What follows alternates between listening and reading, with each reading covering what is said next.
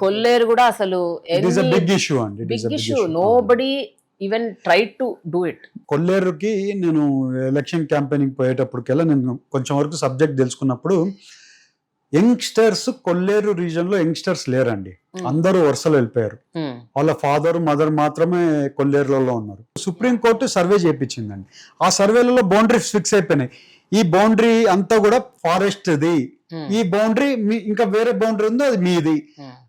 వీళ్ళు బౌండరీ ఏది ఉందో అప్పటి వరకు ఎన్నో ఏళ్ళ నుంచి వీళ్ళు చేపలు వేసుకోవడము, అక్కడ లైవ్లీహుడ్ ఉండే రైతులకి సడన్ గా ఇది మాది, మేము ఇన్ని రోజులు పని చేసుకుంటేది సడన్ గా సుప్రీంకోర్టు ఇది నా భూమి కాదంటుంది ఏందని వాళ్ళు షాక్ లేకొచ్చి వాళ్ళు ప్రయత్నాలు చేశారు. 2014 లో కూడా సీఎం గారు కూడా దాన్ని ఒక స్ట్రీమ్ లైన్ లెక్ తీసుకొని వస్తున్నారు. ఈవెన్ అసెంబ్లీలో కూడా దీని గురించి తీర్మానం కూడా పాస్ చేశారు కొల్లేరు దాని గురించి. ఈ గవర్నమెంట్ వచ్చినాక పట్టించుకోలేదు. ప్లస్ ఎవరు కూడా సుప్రీంకోర్టులో దీని గురించి లేదు.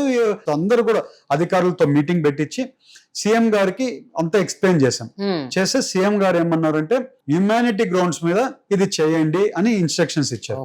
ఎంపీ గారు ఫాలోఅప్ చేసుకోండి అని చెప్పారు. సుప్రీం కోర్టులో మమ్మల్ని ఇంప్లీడ్ చేయండి అంటే ఇప్పటివరకు ఏమైందంటే మేడం 20 ఏళ్లలో కోర్టుకు పోయి మన బాధలు వినిపించేదానికి, రైతుల బాధలు వినిపించడానికో లేకపోతే ఒక్క రిప్రజెంటేషన్ లేదు.